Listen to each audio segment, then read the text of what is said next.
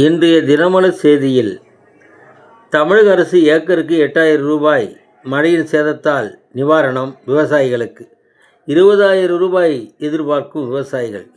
விரைவில் தேர்தல் வருவதால் திமுக எம்எல்ஏ முருகேசன் மீது பதிவு செய்யப்பட்ட பணப்பட்டுவாடா வழக்கு ரத்து செய்து சென்னை உயர்நீதிமன்றம் உத்தரவிட்டுள்ளது.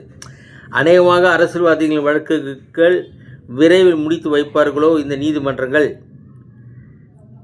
தமிழக வாக்காளர் பட்டியல் சிறப்பு தீவிர திருத்த பணியில் 50 லட்சம் பேர் நீக்கம் மேலும் கூடும் என தகவல்.